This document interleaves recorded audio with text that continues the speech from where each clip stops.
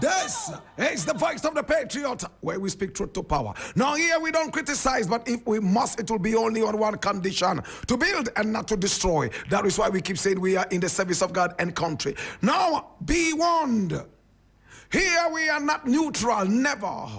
We have actually taken sides. The side of the truth. That is why we call ourselves the headquarters of the truth.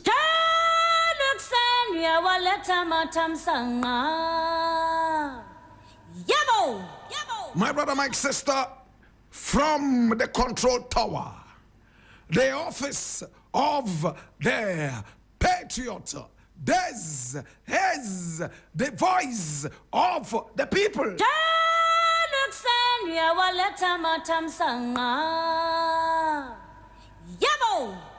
My brother, my sister, today we have a number of issues to look at, but let's look at the biggest issue today. Now this is what I'm reading from Ghana Web, and it says 5.1 million Ghana cedis of my alleged stolen money was used to buy 3 vehicles for Mahama. And that's Edubuahin speaking.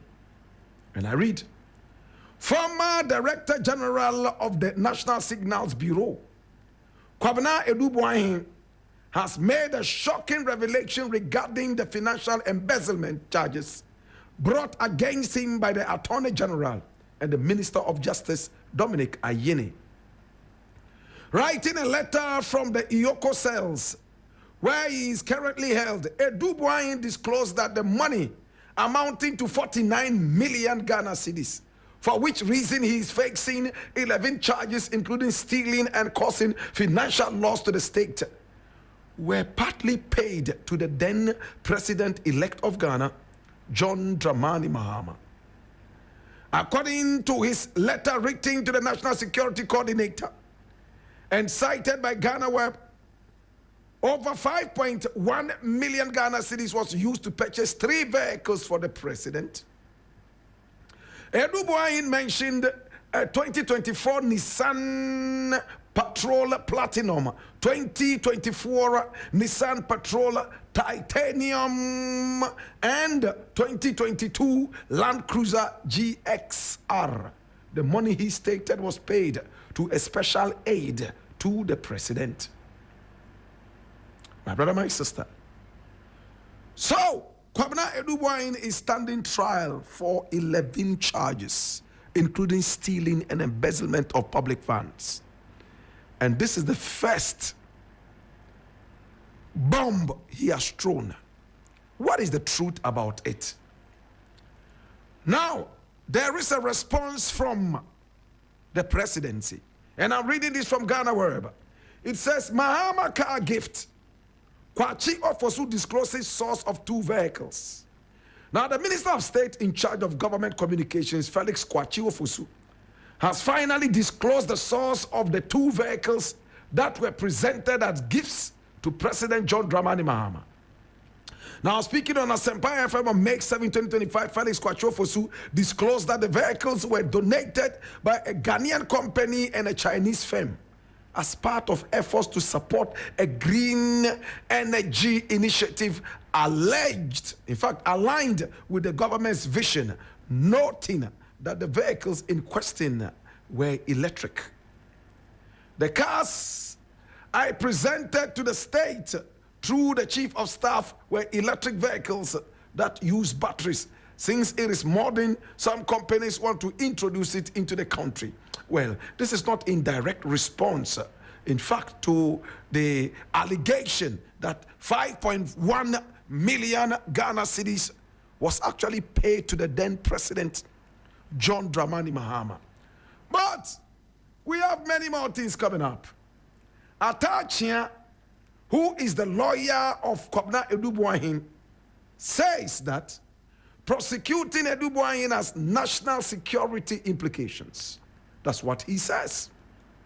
My brother, my sister.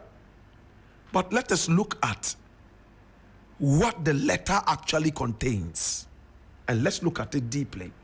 full list of beneficiaries of Edu Boyne's 49 million Ghana cedi national security giveaways. And I read, embattled former Director General of the National Signals Bureau, Kwabena Edu Boyne, has called out the Attorney General Dr. Dominic Ayeni for supposedly accusing him of stealing 49 million Ghana cedis belonging to the Bureau. Now, in a letter addressed to the National Security Coordinator and the National Security Advisor, Edu Boyne, who is currently in the custody of the Economic and Organized Crime Office, IOCO, said that the said amount was used for special national security operations. He went on to give details of how the 49 million Ghana cedis, which he indicated was from the Special Operations Fund of the NSB, was expended.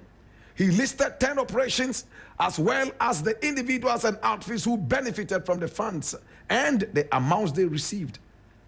The list included a supposed disbursement of over 9.5 million Ghana cedis to ISC Holdings for special operations in 2020.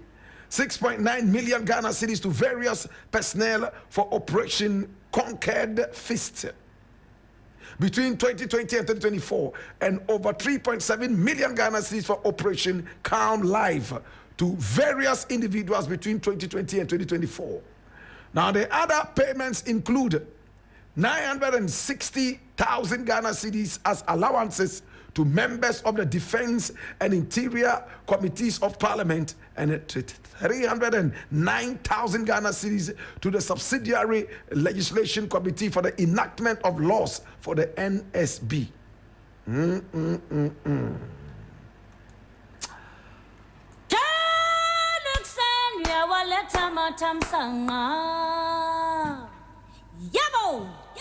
Now, many people have called for investigations into all these things this guy is saying.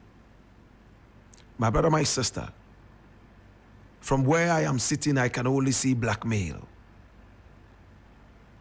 I can only see nothing but blackmail. My brother, my sister, this matter is in court. Therefore, I am going to be very, very, very, very, very, very judicious with my comments. Now, before these allegations were made, and after the allegations were made, was there any response at all? Did the lawyers sit down with the Attorney General to say these things? If truly it has national security implications, did they have to wait till this point, leak a certain letter to the public, and then list some of these things? Are they ready to wreck the nation in case what this guy is saying is true? I don't know how many people are following this. My brother, if truly the 49 million Ghana cedi theft has security implications, did we have to go public to this point? If we truly love our nation, couldn't we have sat in camera to listen to some of these, probe them behind doors, and then if we are not satisfied, we could then move on to the courts? How did it come this far? Did the lawyers do a good job? Or they are just ready to wreck the nation? Just like that other guy, what's his name again? Tim Foggio did with the cocaine saga. My brother, my sister, I'm not going to talk too much about this. If the money was given to Mahama to buy how many cars, in his days, 3 cars, what were the cars used for? First and foremost, is it true or is it false? We need to look at some of these things. Now, if it truly has national security implications, there is no need to come out publicly and talk blah, blah, blah, blah, blah, blah, blah, blah, blah, blah. This is a young man who was in a certain position, my brother, my sister. And from what we see and know, he's been able to get himself so wealthy. And the source of his wealth is questionable. Do we not deserve to know how he made his money? Do we not deserve to know exactly how this guy got his money and how he gets his money? That's the question we are asking. Because this is an allegation, I will leave it here and expect that there would be a response to where the money went. All these allegations made, the Attorney General is here. Whatever it is, let due diligence be done. We want to see how this thing would end.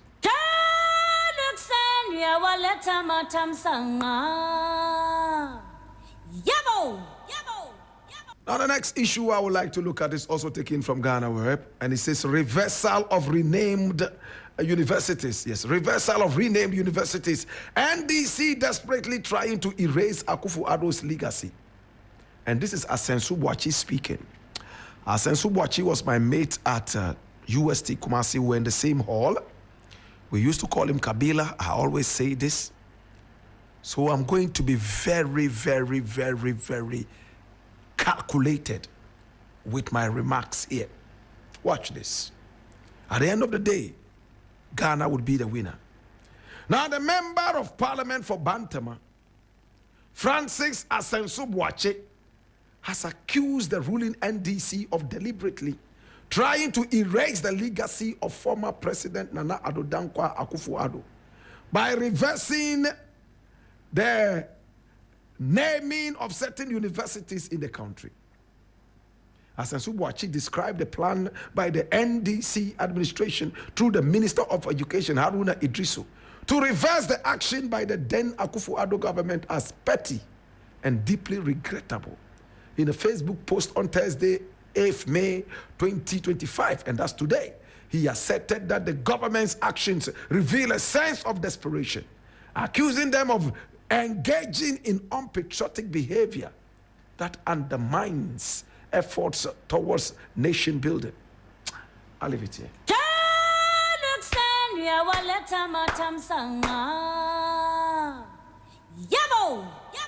Now, with all respect, where was Asensu Boachi when Nana Akufo-Addo went round renaming universities he never built? Where was he? My brother, in the tenure of office of Nana Akufo-Addo, we saw him build a statue for his own father. He placed the statue right there in front of the Togo embassy at cantonments.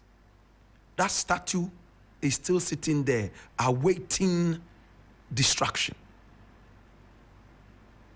My brother, my sister, Nana Akufo-Addo went round renaming universities that he never built.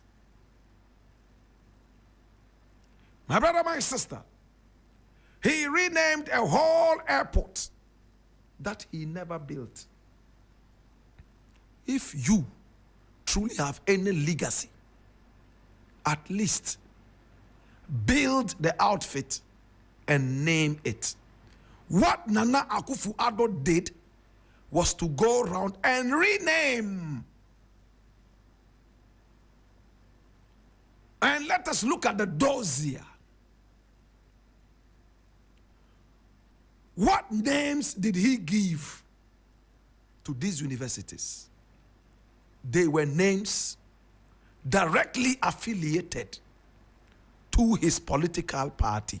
So it looked like, and seemingly so, and absolutely so, an agenda to propagate his party and the parochial nature of renaming these universities. My brother, my sister, made it clear that the president was being petty. My brother, my sister, Can we go deeper into this? If a president comes into power and he thinks that that is absolute, he can do anything he wants. Sometimes it is necessary to let them know that power is transient. Power is a fleeting illusion. It will soon leave you, and you would wonder if you were the same person in that position a few moments ago. For Asensubuache, I am really sad that he says the legacy of Nana Akufo-Addo. What legacy? The legacy of lies and arrogance? Nobody is interested in the legacy of lies and arrogance. Ghanaians have rejected this party, and it will take trillions of years for Ghanaians to come back to this party after we all, including Asensubuache and Nana Akufo-Addo, dead and gone, all of us. 20 generations to come may not know the true story of this arrogance, and they might want to go with this party. As it stands right now, I support the renaming. Let us look exactly at what names are there. Let's look at the affiliation. What names were there before the renaming? We need to find out that. But again, in conclusion, can we deal with the airport? It is still called Kotoka International Airport. If any outfit has to be renamed, in fact, let us begin with renaming Kotoka International Airport. My brother, my sister, we have so many heroes. And if you want, I can mention 1 million right now. In fact, we can decide to call it the Dingasise International Airport. We can also call it the Tinkaminan International Airport. These are all names related to this country. Or Nana Efua International Airport. Nana Efua was a king. Remember, I didn't say queen. From Chebi, who was almost like Ya Asantua. If we know Ya Asantua too much, let us also look at Nana Efua. Who exactly was she?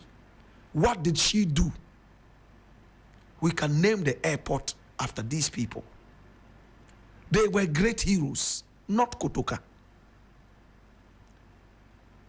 For me, if President Mahama will listen to me, the first name change should start with the airport. It's a disgrace that in our democracy thus far, we still have an airport that is named after a villain that only Jerry John Rawlings saw as a hero. And to my very good brethren, Francis Asensubuache, Nana Addo had no legacy. We can credit him with the free SHS to a huge extent. Aside that, what other legacy? The legacy of arrogance, legacy of corruption, legacy of everything abnormal, legacy of flying around the world in chartered planes, legacy of disregarding his own people's whims and caprices, legacy of fighting his own political party in parliament to the point there was a demonstration to get his finance minister out. Is that a legacy we are talking about?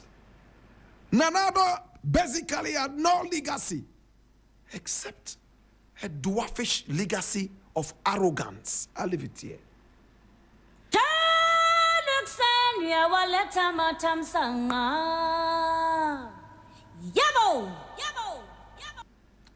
Next thing I quickly want to look at, and this will take only about 5 minutes and I'll be done. I'm reading this from Ghana Web, and it says, Afenyo marking reports to police over alleged assault incident. And I read, now the Ghana Police Service has confirmed that the minority leader Alexander Afenyo Markin tendered himself to offer to help with investigations into a reported clash with a police officer during the Save the Judiciary event on Monday, May 5, 2025. Now, the police said that the Criminal Investigations Department is looking into a claim that the Honorable Afenyo Markin attacked a uniformed police officer at Parliament House's entrance.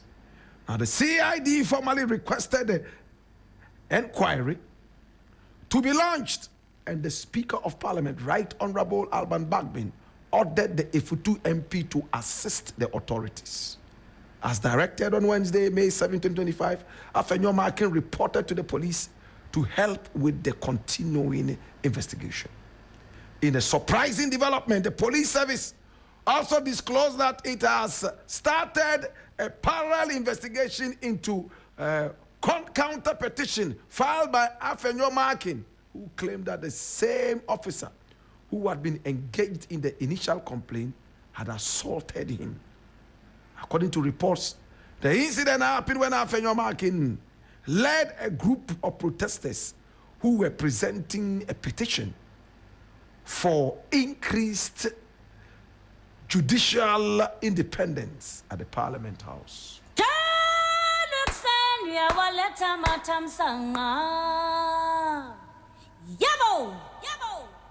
If there's one lawmaker who is also a lawless person, then that's Afenyo Markin. Very lawless lawmaker. Do we all remember the incident of Ntim Fojo? When legally state institutions agreed to investigate an alleged case of cocaine trafficking and money laundering, we were told that this Honorable Reverend Ntim Fojo refused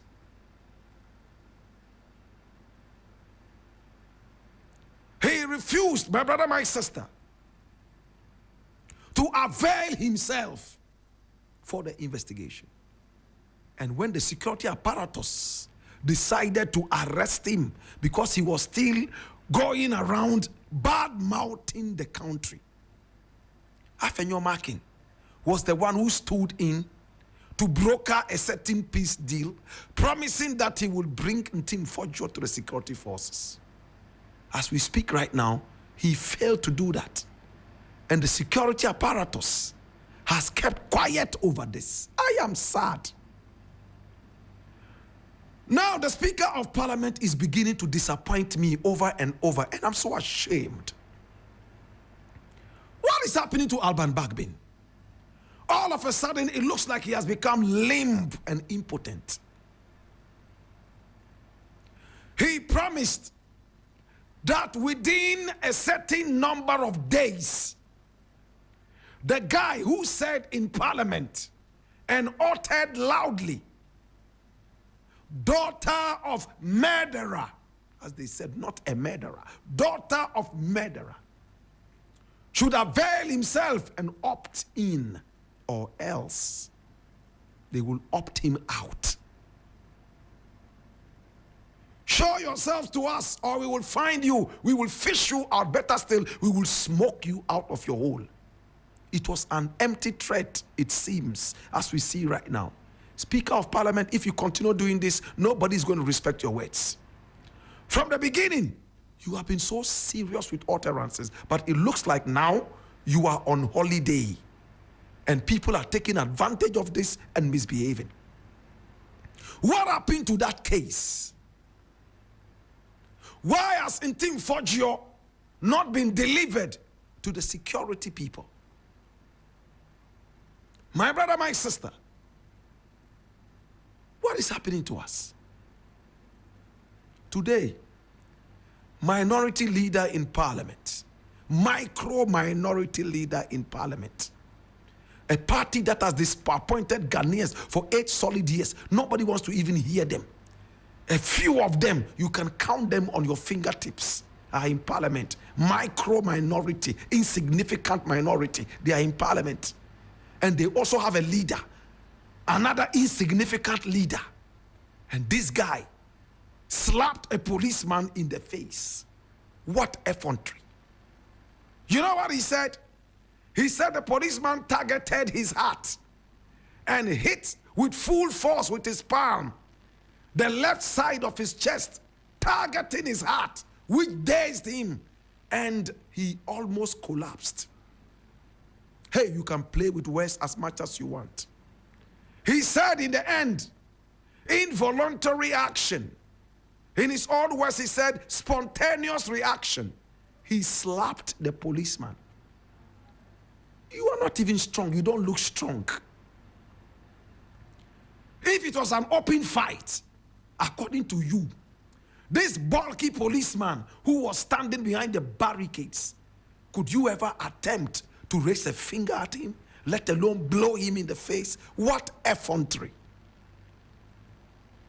Today, the same Afenyomakin who said he was slapped directly on his heart, we didn't see that on camera, but we saw him slapping a bulky policeman.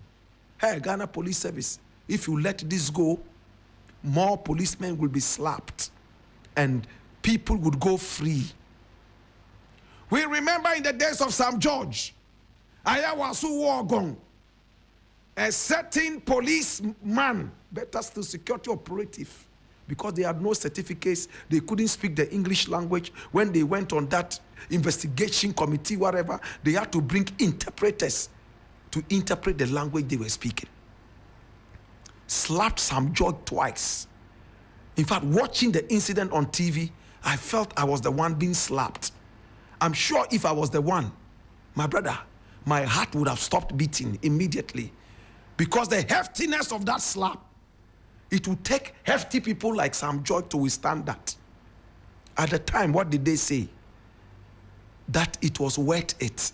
Sam George was too chatty. In other words, yabby.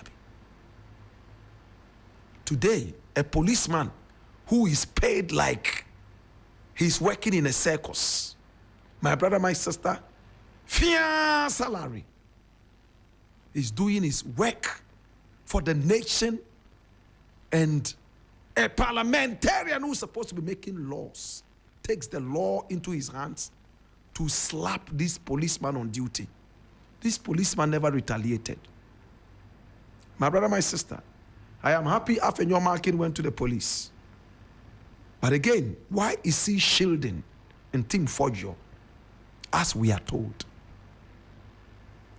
What is the truth? Neil Ante Van Der Poy, you made it clear that if Afenyomakin doesn't bring in Team Fojo, and that you gave some threats. Can we see that in action? Well, my name Black Rasta, I leave it all here.